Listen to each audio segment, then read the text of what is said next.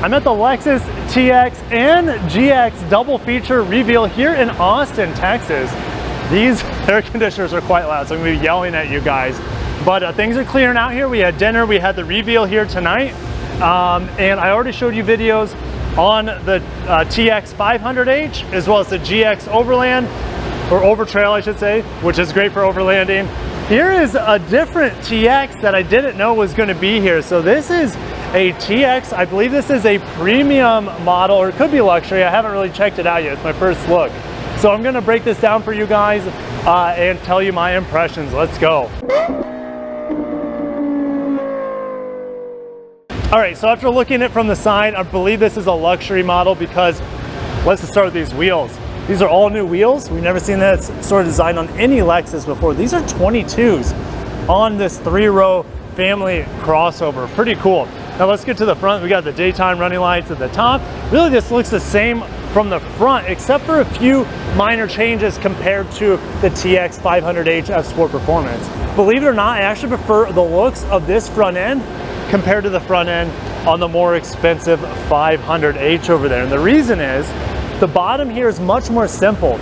I don't have a big glob of black glossy plastic down here that takes up the big chunk of the bumper. I also don't have an over trimming here at the bottom of the bumper, around the bottom of the grill, like the 500H. I still have those dotted lines that go across here, and they are paint matched, where on the 500H, they were kind of like this glossy black, all the same paint color here. You have the camera here for the 360 camera. Look how Lexus is actually tucked in the radar cruise control sensor. That's very sleek, and this also allows airflow to pull in. I wouldn't be surprised if we have active shutters on some of these models, but I don't have that information at this point in time. But I love this front end, especially the top. It has a little bit of a Prius vibe to it. That new hammerhead design from Toyota is actually flowing into Lexus. And this is an all new grille style. We know the spindle grille. This is actually called the Unified Spindle, which is a first ever for Lexus. And I think it looks, in my opinion anyways, I think it looks a lot better, more cohesive and natural, and not overwhelming compared to the Lexus RX redesign that we had last year. So overall, the front end looks quite good. Definitely looks better than its Grand Highlander counterpart that's also built in the Indiana plant. All right, so let's come to the side here, see if I notice anything remarkably different compared to the F Sport Performance. Obviously, we don't have an F Sport badge on the front fender. We don't have a glossy black piece here. This is actually like a shiny aluminum, but I actually don't mind it. Typically that bothers me.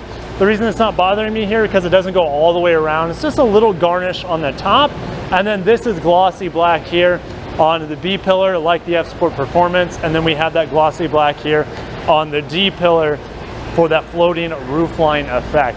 And I think the F Sport Performance also has black roof rails. This is more of like a dull aluminum here at the top. Now, like the GX Premium model over here, this I cannot get into. It is pre-production. The best I can do is come somewhat close to here. Since I'm back home, I actually can one-up you guys from that walk around and insert this into the video, which is an interior shot of what we have on a TX 350 Luxury. It's a lot of tech in here. Standard though, across all grades, is this 14-inch screen. We have an optional, it's a part of the technology package here on the Luxury that comes with this 12-inch screen. It comes with a head-up display, digital rearview mirror. It'll come with a parking assist and 360 camera.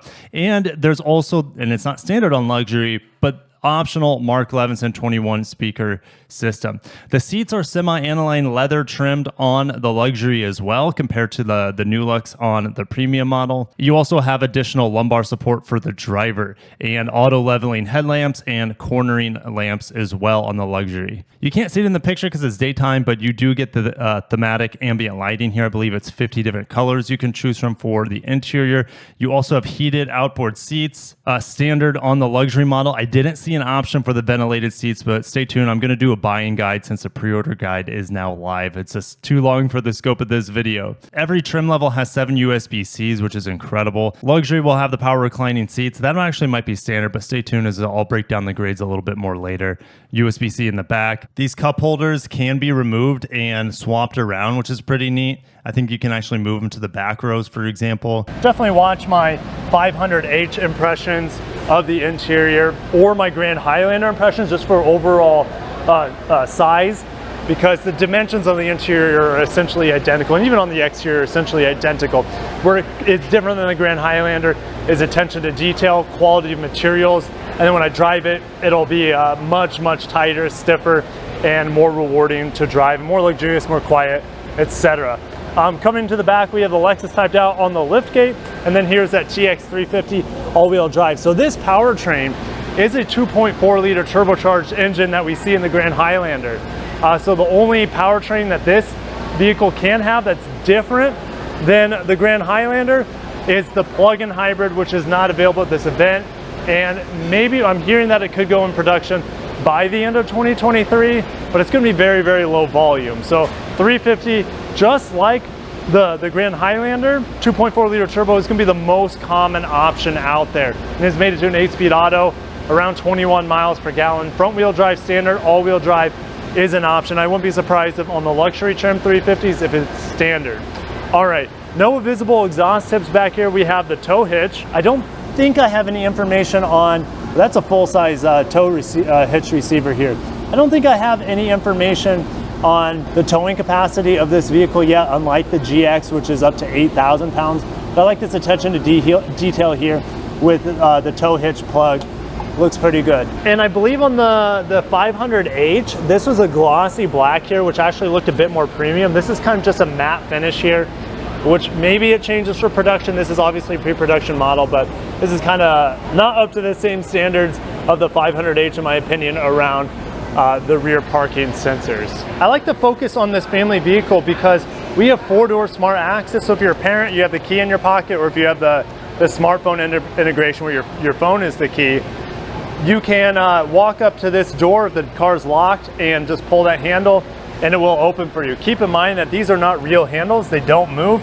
It's a digital latch, so there's a little button in here that actually unlatches the door and you just pull on that handle. So, but I just wanted to give you that quick look on that other trim level. I'm getting closer to the air conditioners, gotta walk away from it. I wanna give you that last look on the Lexus TX. How fitting for them to debut it here in Austin, Texas. The largest vehicle in the Lexus lineup, suited for families. Go figure. Anyways, thank you for watching. Smash the like button. I appreciate you. I'll catch you in the next one. I should be driving this by fall, so definitely stay tuned for my driving impressions. Can't wait to share more. Thank you. Peace.